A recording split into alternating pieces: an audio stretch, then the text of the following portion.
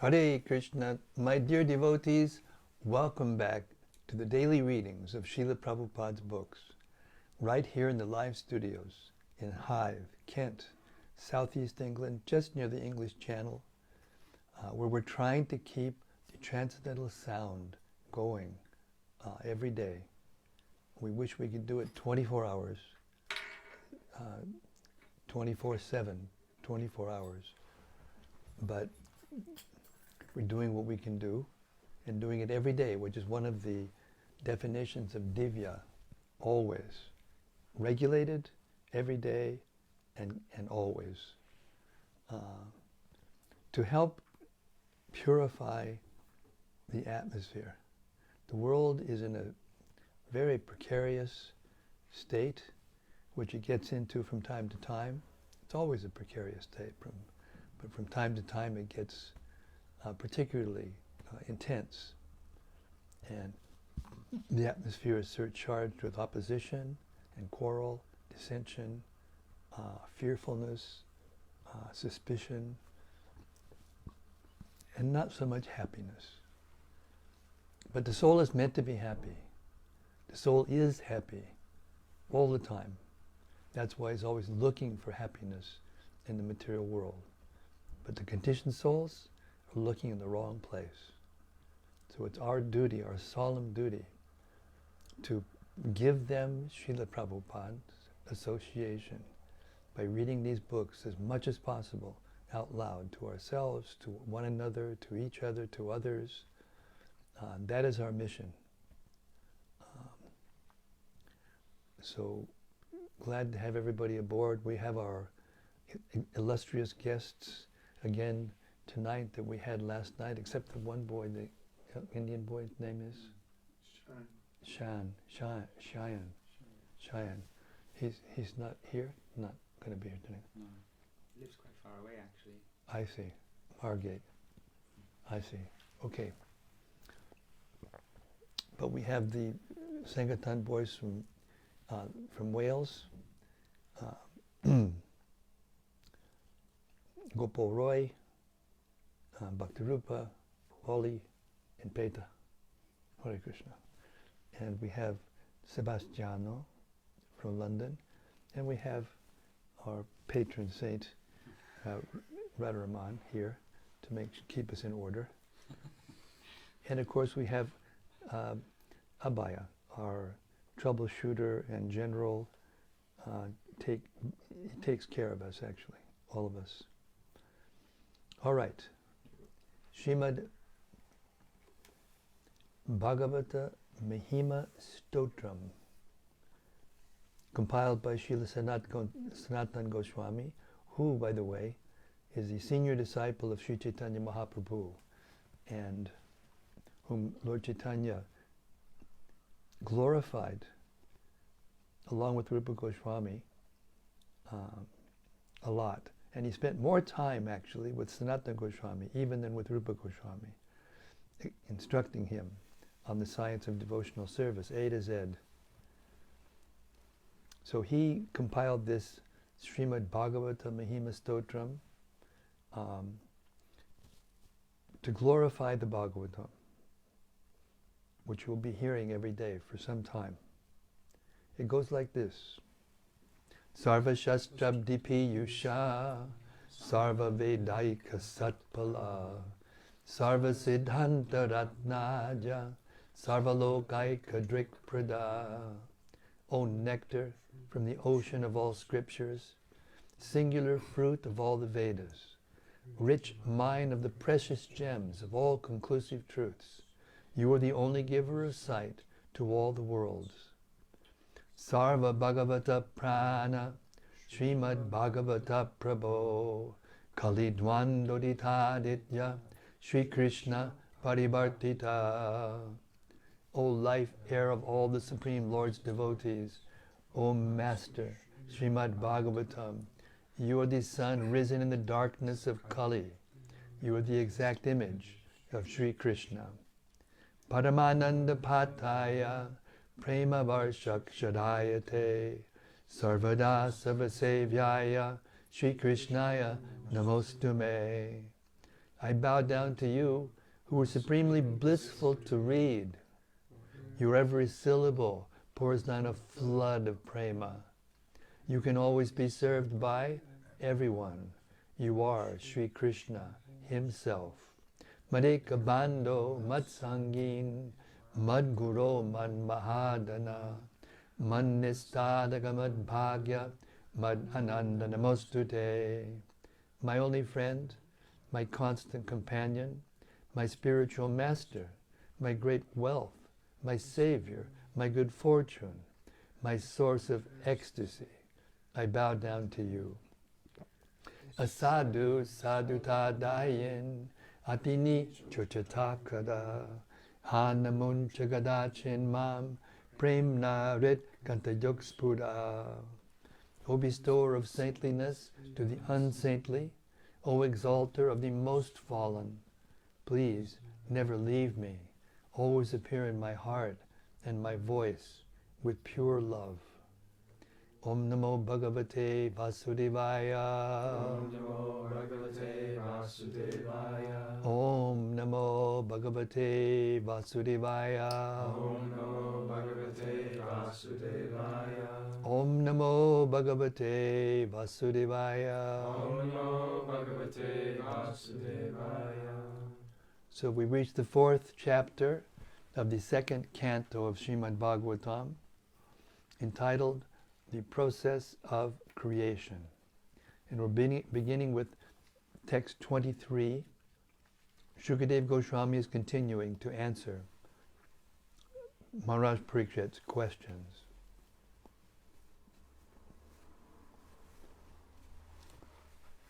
May the Supreme Personality of Godhead, who enlivens the materially created bodies of the elements by lying down within the universe, and who, in his Purusha incarnation, causes the living being to be subjected to the 16 divisions of material modes, which are his generator, be pleased to decorate my statements. Purport. As a fully dependent devotee, Shukadeva Goswami, unlike a mundane man who is proud of his own capability, invokes the pleasure of the personality of Godhead, so that his statements may be successful and be appreciated by the hearers.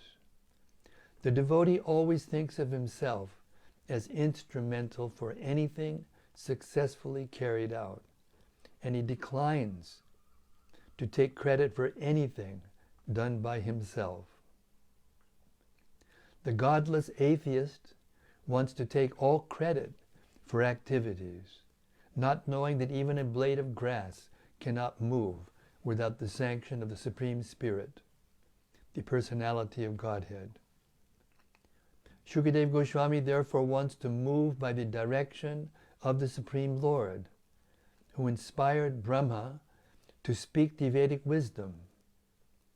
The truths described in the Vedic literatures are not theories of mundane imagination, nor are they fictitious, as the less intelligent class of men sometimes think. The Vedic truths are all perfect descriptions of the factual truth, without any mistake or illusion. And Shukadeva Goswami wants to present the truths of creation, not as a metaphysical theory of philosophical speculation, but as the actual facts and figures of the subject, since he would be dictated to by the Lord exactly in the same manner as Brahmaji was inspired. As stated in the Bhagavad Gita 15:15, the Lord is himself the father of the Vedanta knowledge, and it is he only who knows the factual purport of the Vedanta philosophy. So there is no greater truth than the principles of religion mentioned in the Vedas. Such Vedic knowledge or religion is disseminated by authorities like Shukadeva Goswami because he is a humble devotional servitor of the Lord who has no desire to become a self-appointed interpreter without authority. That is the way of explaining the Vedic knowledge, technically known as the parampara system, or descending process. The intelligent man can see without mistake that any material creation, whether one's own body or a fruit or flower, cannot beautifully grow up without the spiritual touch. The greatest intelligent man of the world, or the greatest man of science, can present everything very beautifully only insofar as the spirit life is there, or insomuch as the spiritual touch is there. Therefore, the source of all truths is the Supreme Spirit, and not gross matter, as wrongly conceived by the gross materialist. We get information from the Vedic literature that the Lord Himself first entered the vacuum of the material universe, and thus all things gradually developed, one after another. Similarly, the Lord is situated as localized Paramatma in every individual being. Hence, everything is done by Him very beautifully. The 16 principal creative elements, namely earth, water, fire, air, sky, and the 11 sense organs, first developed from the Lord Himself, and were thereby shared by the living entities. Thus, the material elements were created for the enjoyment of the living entities. The beautiful arrangement behind all material manifestations is therefore made possible by the energy of the Lord, and the individual living entity can only pray to the Lord to understand it properly. Since the Lord is a supreme entity, different from Shukadev Goswami, the prayer can be offered to Him.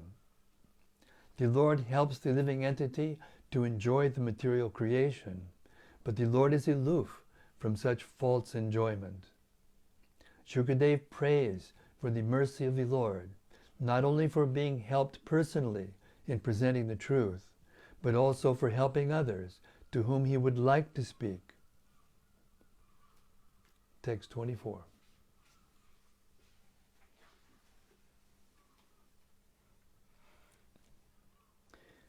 I offer my respectful obeisances unto Srila Vyasadeva, the incarnation of Vasudeva, who compiled the Vedic scriptures. The pure devotees drink up the nectarian transcendental knowledge dropping from the lotus-like mouth of the Lord. Purport. In pursuance of the specific utterance, Vedase, or the compiler of the system of transcendental knowledge, Srila Sridhar Swami has commented that the respectful obeisances are offered to Srila Vyasadeva, who is the incarnation of Vasudeva. Srila Jiva Goswami has agreed to this, but Srila Vishwanath Chakrabarti Thakur has made a further advance, namely that the nectar from the mouth of Lord Krishna is transferred to his different consorts, and thus they learn the finer arts of music, dance, dressing, decorations, and all such things which are relished by the Lord. Such music, dance, and decorations enjoyed by the Lord are certainly not anything mundane, because the Lord is addressed in the very beginning as para, or transcendental. This transcendental knowledge is unknown to the forgetful conditioned souls. Srila Vyasadeva, who is the incarnation of the Lord, thus compiled the Vedic literatures to revive the lost memory of the conditioned souls about their eternal relation with the Lord. One should therefore try to understand the Vedic scriptures, or the nectar transferred by the Lord to his consorts in the conjugal humor, from the lotus-like mouth of Vyasadeva, or Shukadeva.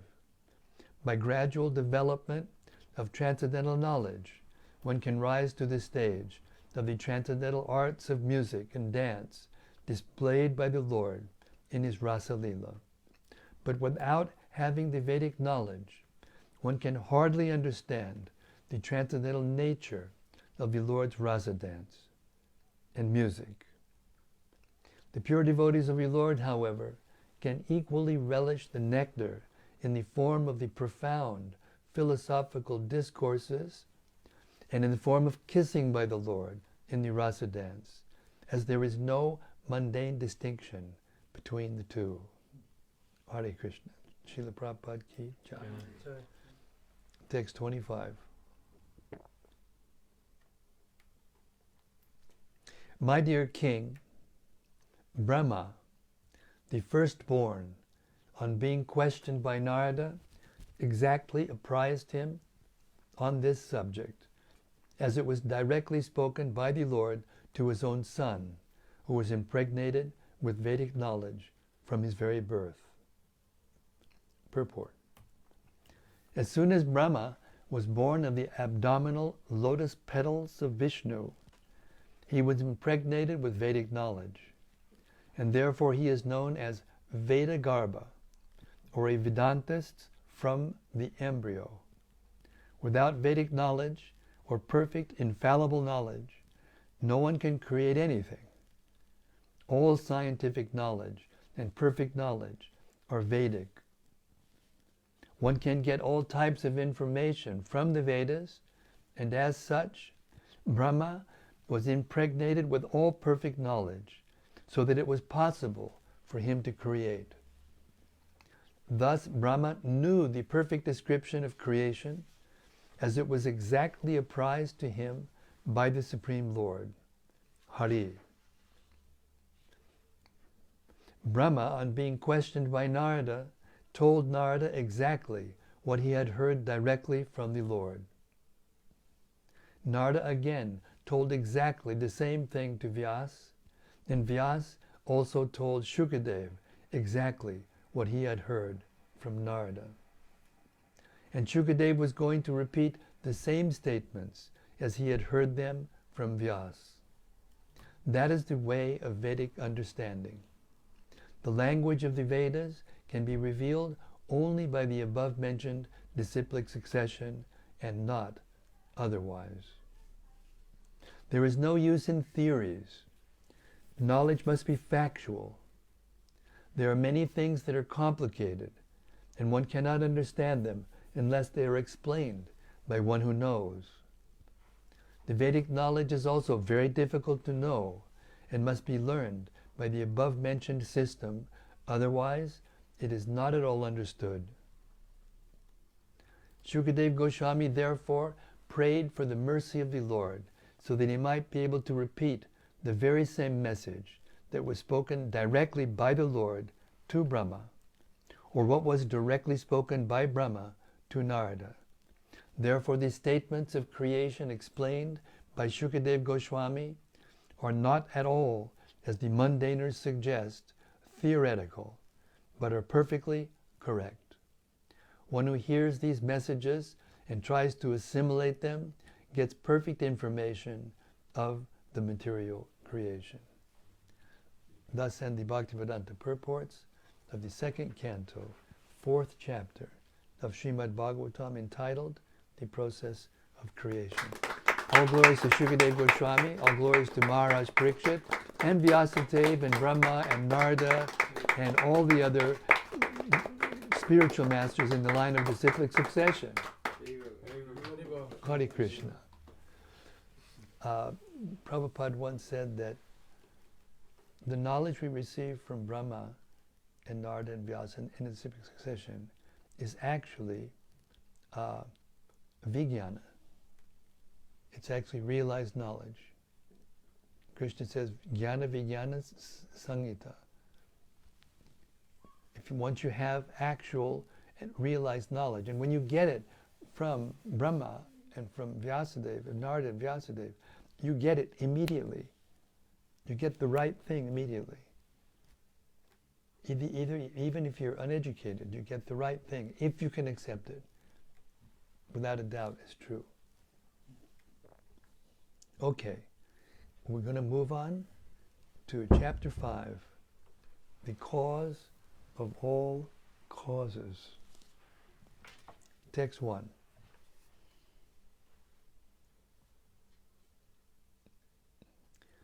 Sri Narada Muni asked Brahmaji, O chief amongst the demigods, O firstborn living entity, I beg to offer my respectful obeisances unto you. Please tell me that transcendental knowledge which specifically directs one to the truth of the individual soul and the supersoul. Purport. The perfection of the Parampara system, or the path of disciplic succession, is further confirmed. In the previous chapter, it has been established that Brahmaji, the firstborn living entity, received knowledge directly from the Supreme Lord, and the same knowledge was imparted to Narada, the next disciple. Narada asked to receive the knowledge, and Brahmaji imparted it upon being asked. Therefore, asking for transcendental knowledge from the right person and receiving it properly is the regulation of the disciplic succession.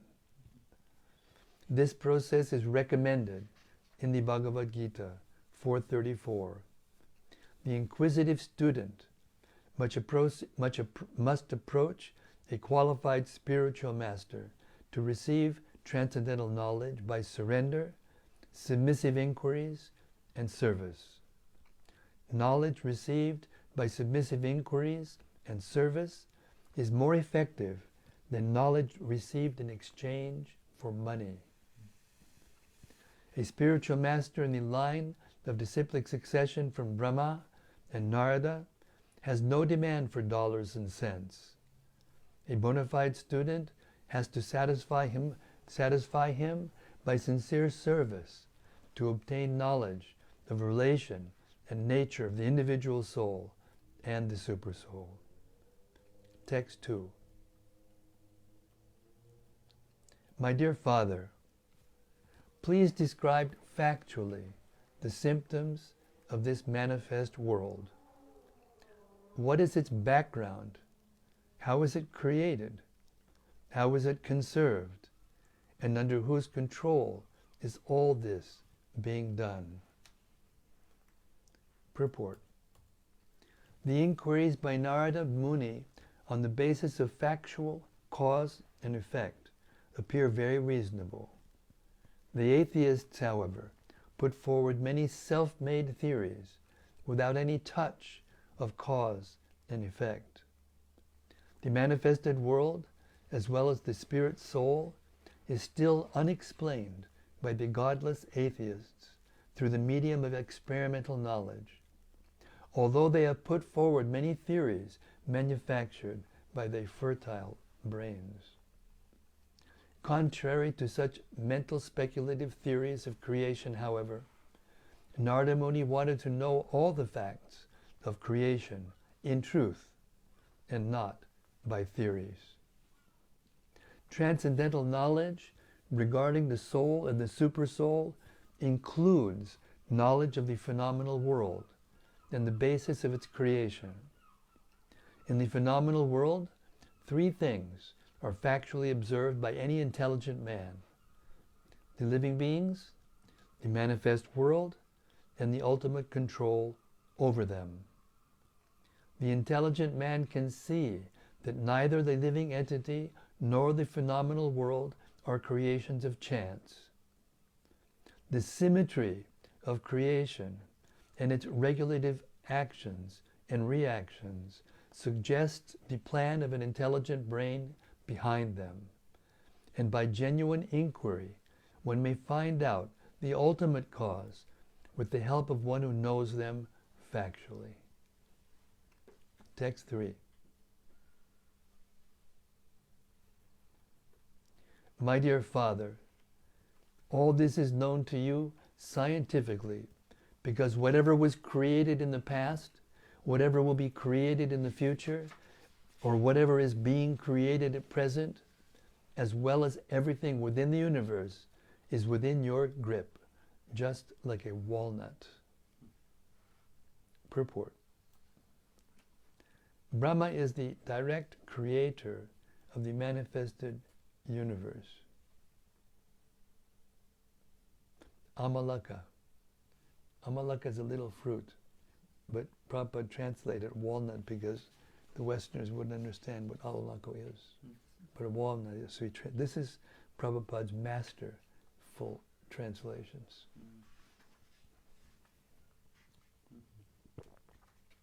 Purport.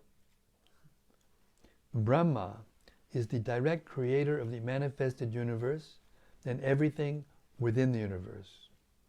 He therefore knows what happened in the past, what will happen in the future, and what is happening at present.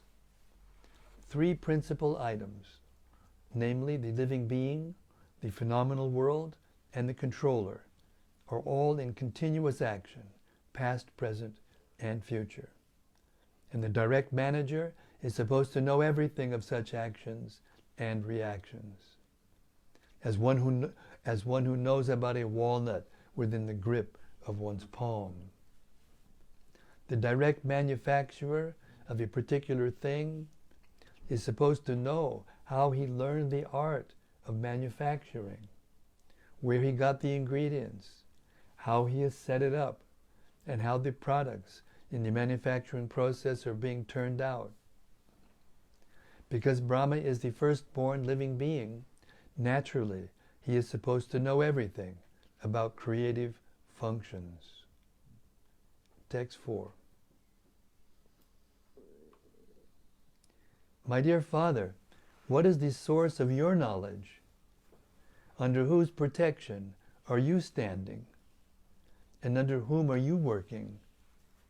What is your real position?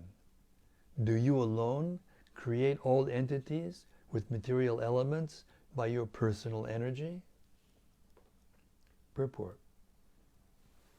It was known to Sri Narada Muni that Lord Brahma attained creative energy by undergoing severe austerities. As such, he could understand that there was someone else superior to Brahmaji, who invested Brahma with the power of creation. Therefore he asked all the above questions.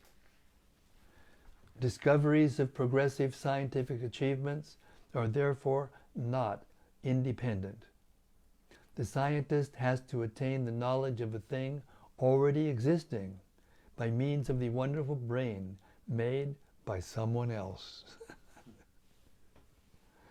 A scientist can work with the help of such an awarded brain, but it is not possible for the scientist to create his own or a similar brain.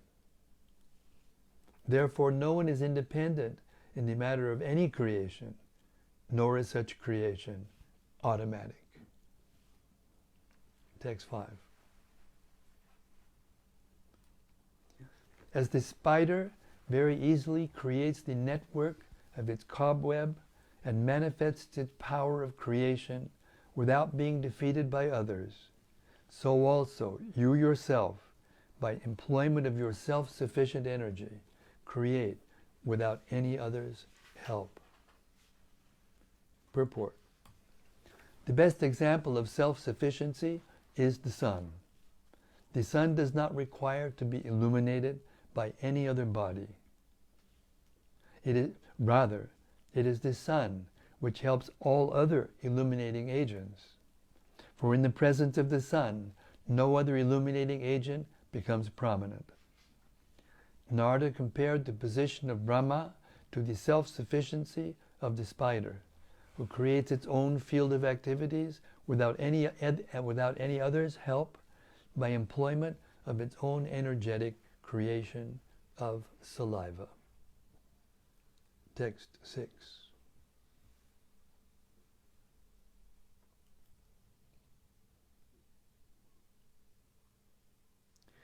Whatever we can understand by the nomenclature, characteristics, and features of a particular thing, superior, inferior, or equal, eternal or temporary, is not created from any source other than your lordship, thou so great.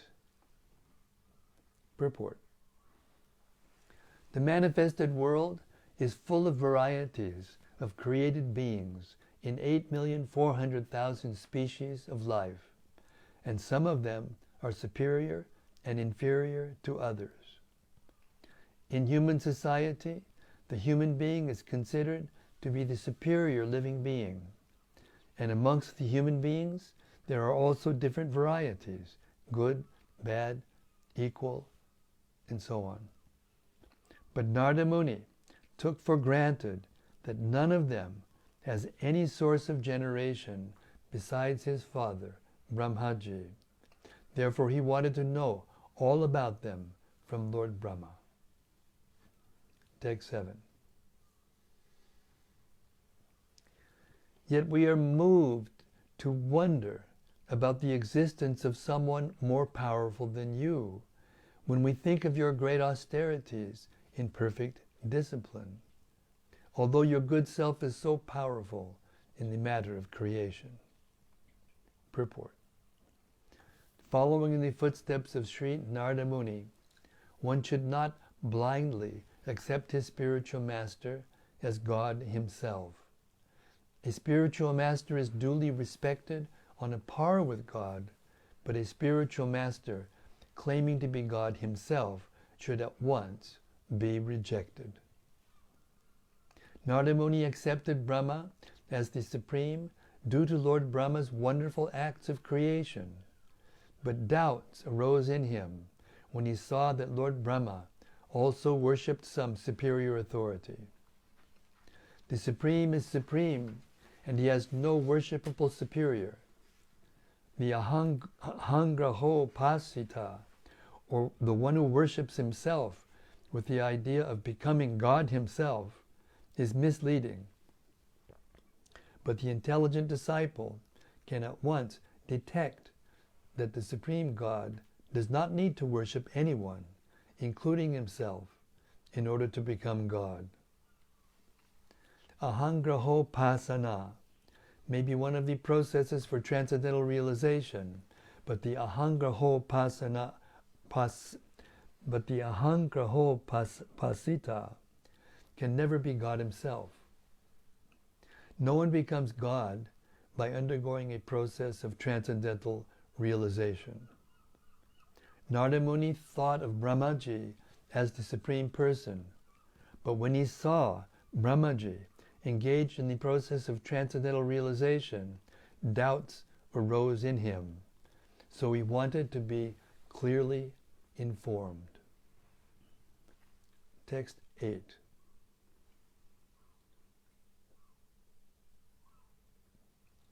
My dear Father, you know everything, and you are the controller of all.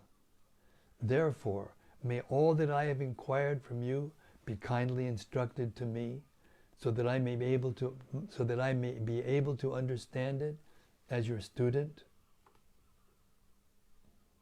Purport. The inquiries made by Narada Muni are very important for everyone concerned. And as such, Narada requested Brahmaji to deem them suitable, so that all others who may come in the line of disciplic succession of the Brahma Sampradaya may also know them properly without any difficulty. Text 9.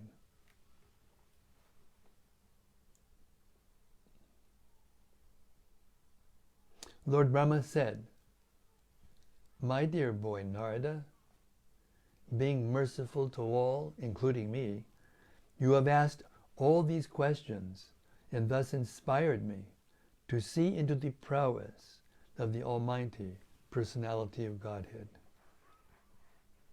Purport. Brahmaji, being so questioned by Naradaji, congratulated him, for it is usual for the devotees to become very enthusiastic whenever they are questioned concerning the Almighty Personality of Godhead. That is the sign of a pure devotee of the Lord. Such discourses on the transcendental activities of the Lord purify the atmosphere in which such discussions are held, and the devotees thus become enlivened while answering such questions. It is purifying both for the questioners and for one who answers the questions. The pure devotees are not satisfied only by knowing everything about the Lord. They are also eager to broadcast the information to others, for they want to see that the glories of the Lord are known to everyone. Thus, the devotee feels satisfied when such an opportunity is offered to him. This is the basic principle of missionary activities.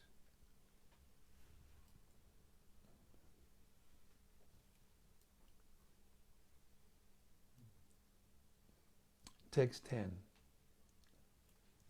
Whatever you have spoken about me is not false, because unless and until one is aware of the personality of Godhead, who is the ultimate truth beyond me, one is sure to be illusioned by observing my powerful activities. Purport. The frog in the well, logic, illustrates that a frog residing in the atmosphere and boundary of a well cannot imagine the length and breadth of the gigantic ocean. Such a frog, when informed of the gigantic length and breadth of the ocean, first of all does not believe that there is such an ocean.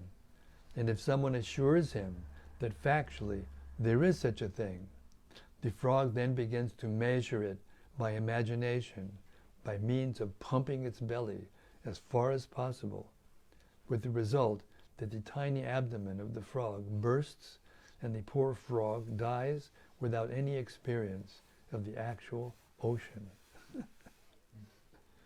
Similarly, the material scientists also want to challenge the inconceivable potency of the Lord by measuring him with their frog-like brains and their scientific achievements. But at the end, they simply die unsuccessfully like the frog. Sometimes a materially powerful man is accepted as God or the incarnation of God without any knowledge of the factual God. Such a material assessment may be gradually extended, and the attempt may reach to the highest limit of Brahmaji, who is the topmost living being within the universe, and has a duration of life unimaginable to the material scientist. As we get information from the most authentic book of knowledge, the Bhagavad Gita 8:17, Brahmaji's one day and night is calculated to be some hundreds of thousands of years on our planet. This long duration of life may not be believed by the frog in the well, but persons who have a realization of the truths mentioned in the Bhagavad Gita accept the existence of a great personality who creates the variegatedness of the complete universe. It is understood from the revealed scriptures that the Brahmaji of this universe is younger than all the other Brahmas in charge of the many, many universes beyond this. But none of them can be equal to the personality of Godhead. Naradaji is one of the liberated souls, and after his liberation, he was known as Narada. Otherwise, before his liberation, he was simply a son of a maidservant. The questions may be asked, why Naradaji was not aware of the Supreme Lord, and why he misconceived Brahmaji to be the Supreme Lord, although factually he was not. A liberated soul is never bewildered by such a mistaken idea. So why did Naradaji ask all those questions just like an ordinary man with a poor fund of knowledge? There was such bewilderment in Arjuna also, although he is eternally the associate of the Lord.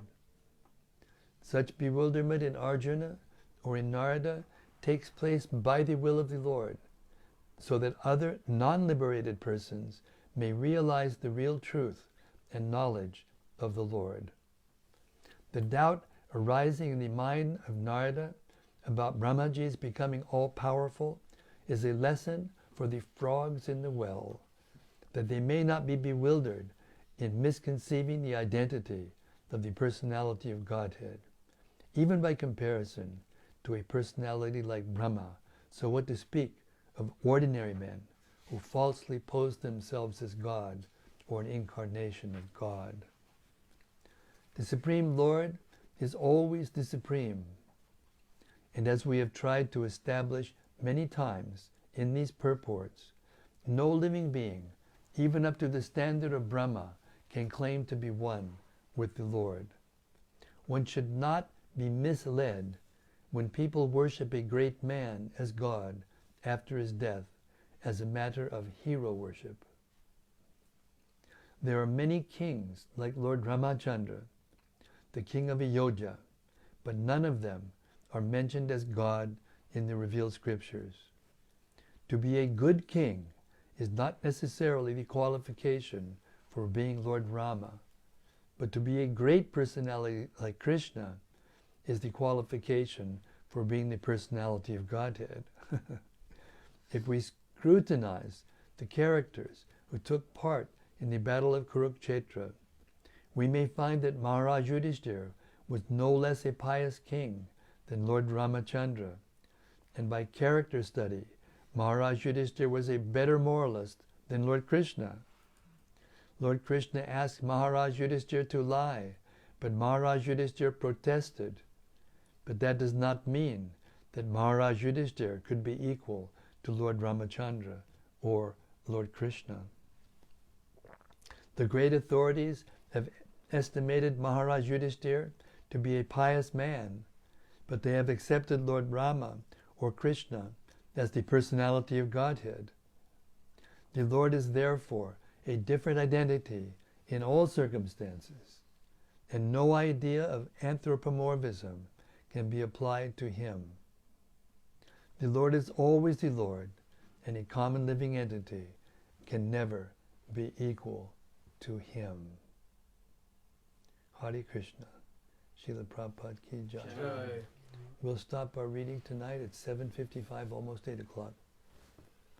And we'll start tomorrow night at text 11. Hare Krishna.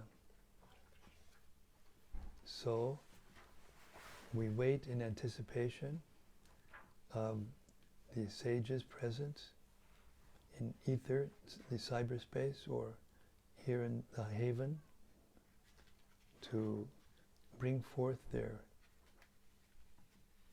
reflections for us to examine and relish. Hare Krishna.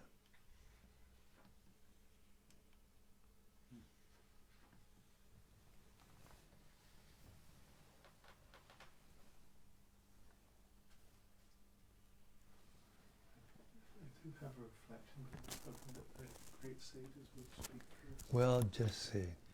That's how much you know. Here. Thank you for the wonderful reading, Maharaj. Hare Krishna. I was reflecting how actually great personalities understand that there's someone greater behind, even someone very great that they're glorifying. And I think that was the main thing that I got from this reading. It was very sobering in that regard. Yeah.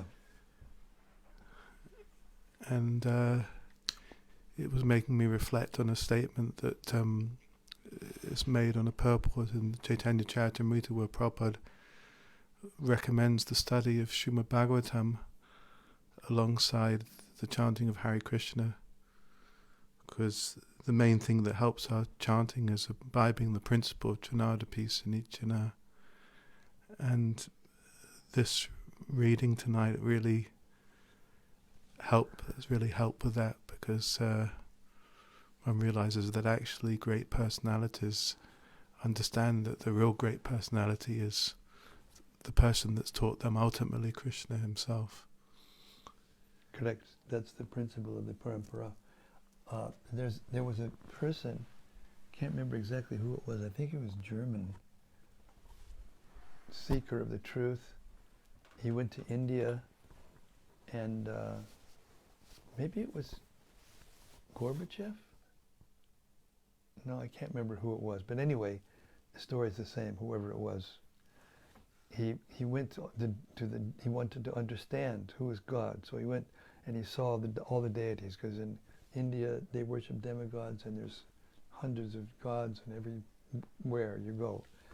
And he saw, Lord Surya, the sun god, who's riding and driving a chariot and working, and Indra was, providing the rain, and he was working, doing things. And then he came to the deity of Krishna, and he was just playing a flute. And he said, this must be God, because he doesn't have to work. And that's what it boils down to. That's what it really boils down to. Even though sometimes Krishna acts like he's working out of love to his devotees, he acts as the messenger of, the Pandavas, or Yudhishthira, or the charioteer of Krishna, of Arjuna. But ultimately that's done out of love, and he regularly does things that no one else could do in order to demonstrate practically who he is. So yeah. You can keep going. Someone is above, someone is above. When you get to Krishna, there's no one above. And that's why Narada asked. Because he saw that his father, although he appeared to be the creator of everything, he was doing austerities. He was meditating. So what does that mean? What's he trying to achieve? Who's he meditating on? And that's the whole basis of the next section. The answer to that question results in, I think, maybe it's a few chapters in. Anyway, the 4 seed versions of the Bhagavatam will be in this section, where Brahma answers Narada Muni's questions. Hare Krishna. Thank you.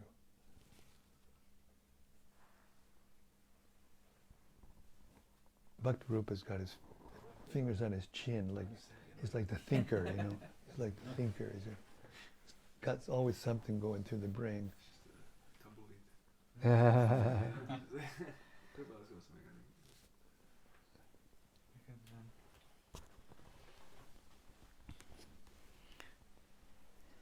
the few things that stuck out for me was one was this, when Prabhupada was saying about the scientists coming up with different theories, but actually even the brain itself has been awarded by Krishna. They can't even create such a brain. By someone else, at least. Yeah. And how the Narada Muni is asking, finding the source of everything. And Prabhupada's saying that such materialist scientists are asking such questions, but they still have no answers. And a lot of the time, when you ask them, they say it happened by chance, which isn't a descriptive, causative explanation. Chance is just some mathematical, the chance is, if I flip a coin, 50% heads, 50% tails.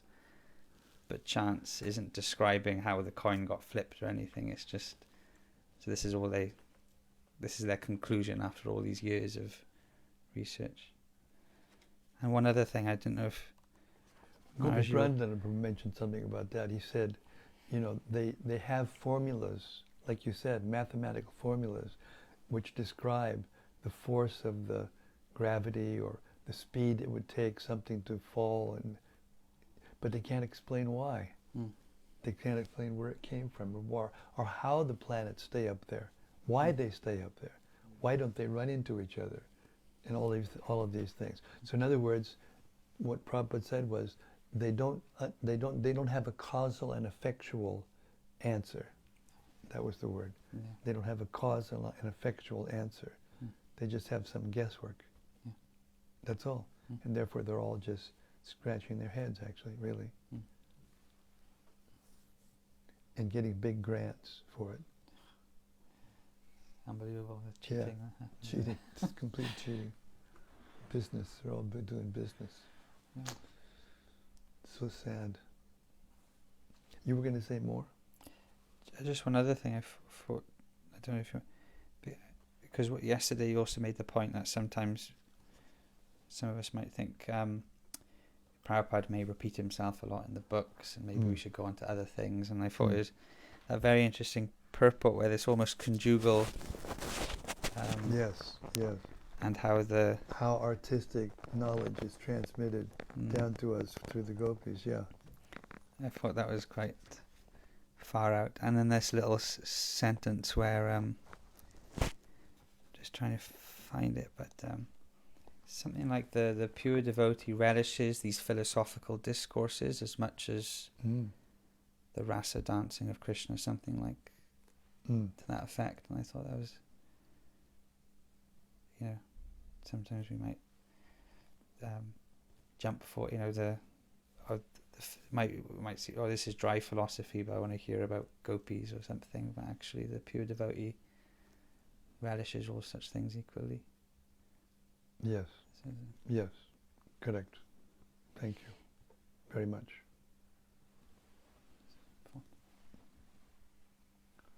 Nice. There's that one purport. Get me the first volume of Chaitanya Charitamrita. I think it's verse 41, 49, something like that.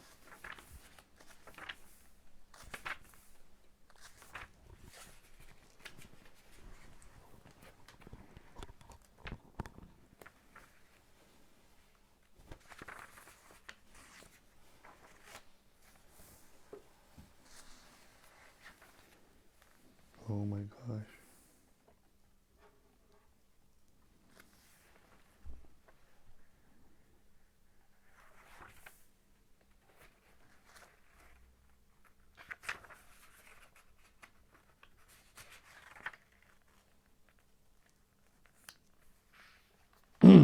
Yes. Interesting. This verse is a verse of the Bhagavad Gita in the first canto of Chaitanya Charitamrita. The verse is Tesham Satata Yuktanam Bhajatam Priti Purvakam Dadami Buddhi Yogam Tam Yenamam Upayanti Te. To those who are constantly devoted to serving me with love, I give the understanding by which they can come to me. And what you said triggered my mind to remember this.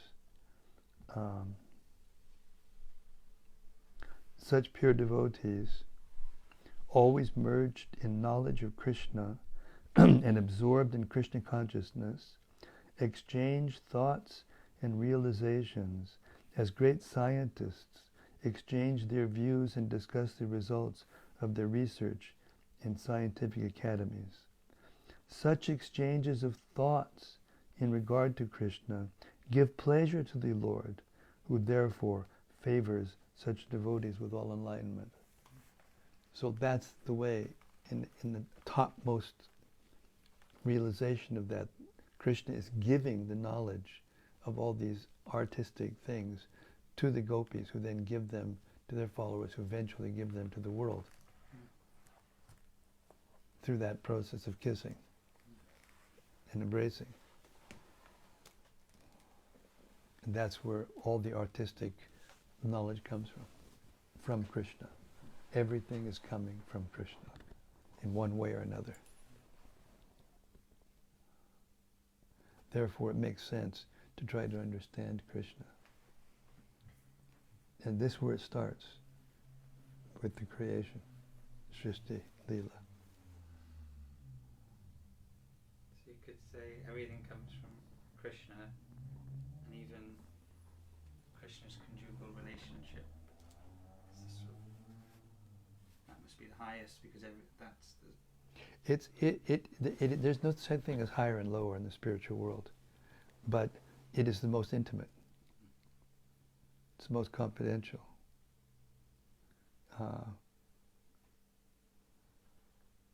It's a matter of relationship. It's not a matter of higher or lower. And not only that, but it is that because it contains all the other rasas. All the basic relationship is dasya. Actually, the basic relationship is neutral. All the devotees appreciate Krishna to the max. All of them. When Narada Muni took the journey to find the greatest devotees of Krishna in the first part of Śrīmad-Bhāgavatam, when he finally got to Krishna and he found out that the gopis were the highest, he got to Uddhava and found out the gopis were the highest. And then finally, Krishna had Narada in for lunch, and he got the opportunity to ask that question directly to Krishna. Okay, who is the greatest devotee? And he said, don't you understand? Every one of them are. But they're all different. They have different relationships. But they're all capable of delivering the universe. Every single one of the persons that you met, that you considered to be the greatest, until he told you another one was greater. They're all equally pleasing to Krishna. Let me put it that way.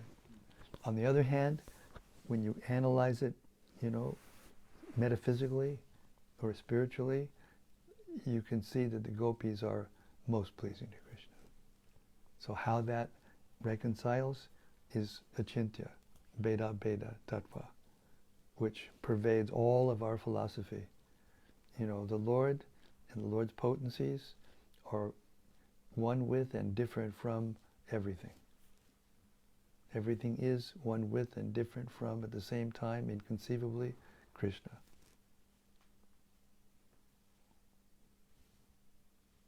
Hare Krishna.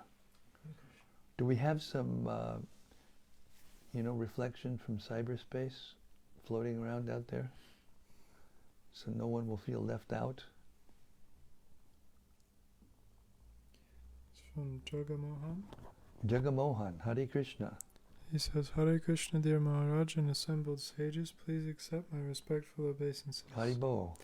These purports are first class. Attempting to use our God-given brain in order to try and disprove the existence of God seems like a fool's errand to me.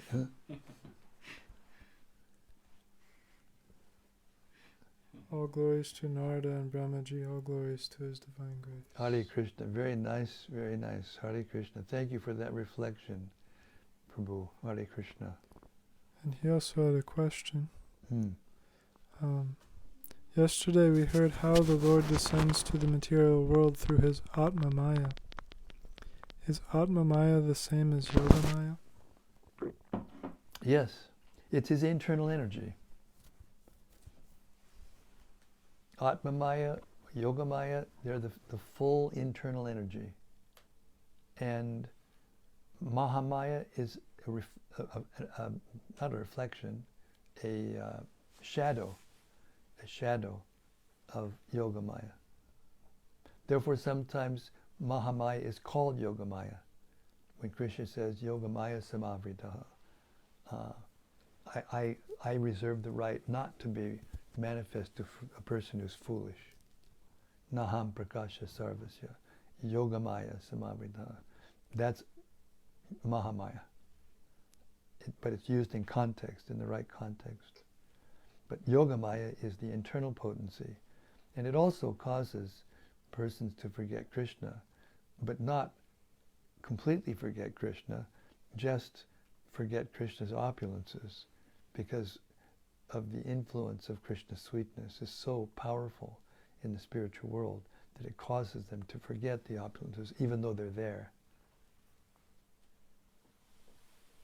So Krishna, all opulences are in Krishna, and because everything that is connected with Krishna directly is non-different from Krishna, the spiritual world is also non-different and is a source of all of the worlds. And his name is the source of all of their names and all the potencies of all of their names. So by chanting the Bhagavad Gita and the Śrīmad-Bhāgavatam especially, and Chaitanya Charitamrita, because you see that the verse I just read from Chaitanya Charitamrita was a Gita verse in the verses, in the texts themselves. You know, Chaitanya Charitamrita has all of them. Bhagavad Gita verses, Bhagavatam verses, Purāṇic verses, Upanishadic verses, you know, Vedic verses, Rasa Shastra verses. They're all there, put into the proper way to complete the picture and make it all connect.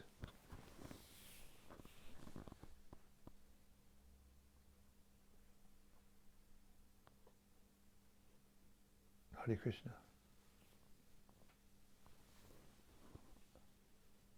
From Anandamurti Devi Dasi. She's in Tokyo. I mean Osaka, Japan. Hare Krishna. Jai Guru Maharaj and all assembled devotees, please accept my humble obeisances, all glories to Srila Prabhupada. Thank you so much for today's reading.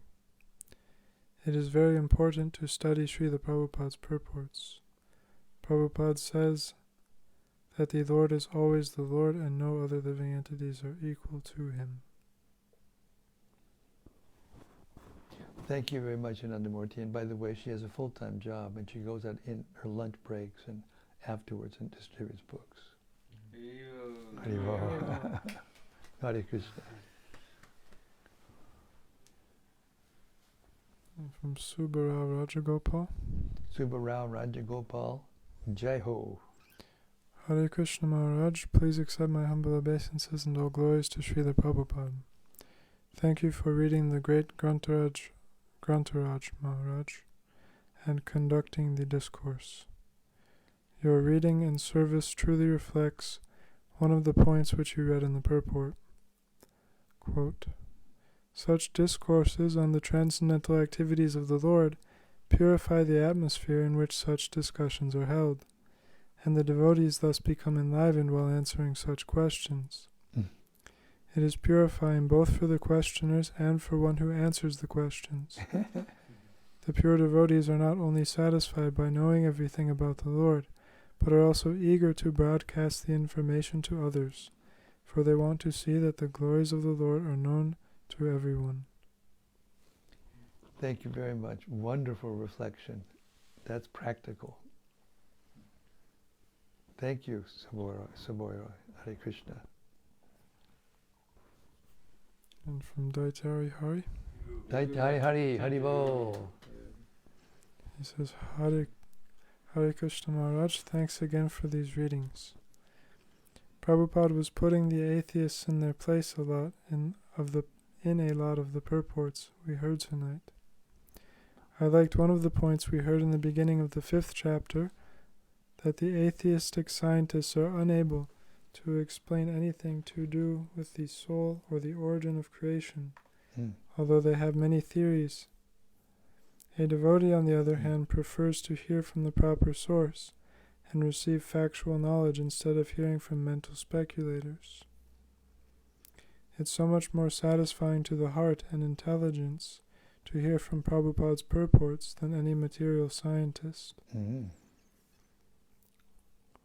Why is it that we think that someone is intelligent just because they can bewilder people with complicated speculations and incomprehensible terminology?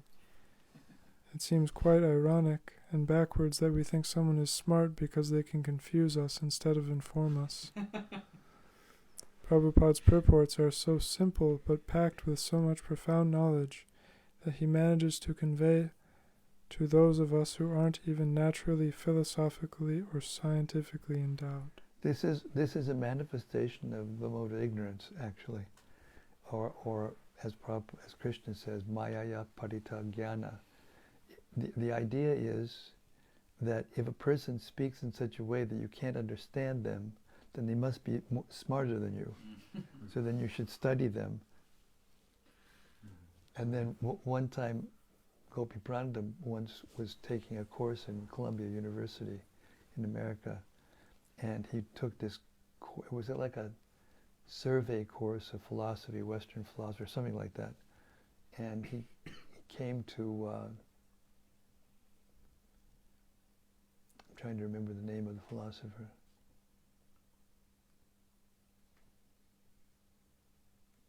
Can't remember the name of the philosopher anyway. His philosophy was to start from scratch.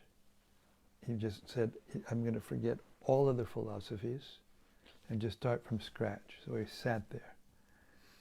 And then he first realized that he was sitting there. And then he realized that he must exist.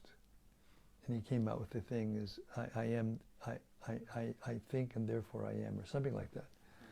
So he made this extremely complicated philosophy out of it. And so many people came to study, him.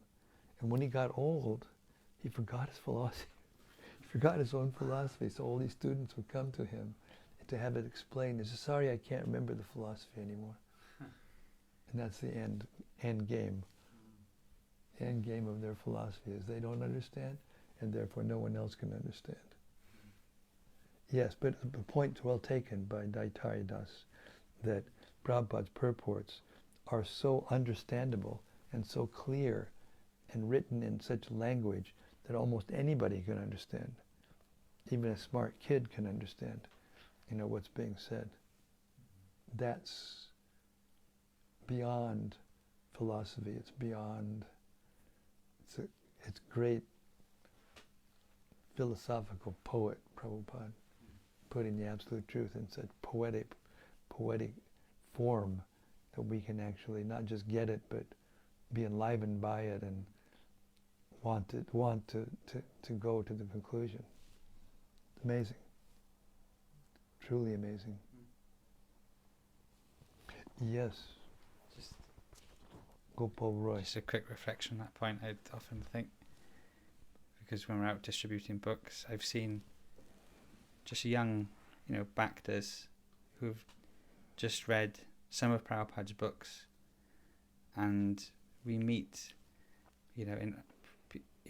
theologians who are studying in Oxford University, and they're just defeated by yes. a young Bhakta who might Yes. have just started reading the Bhagavad Gita. Yes. It's just Prabhupada's such a potent spiritual master. Yes, Prabhupada said that the newest devotee in our movement is more advanced than the Pope. Mm.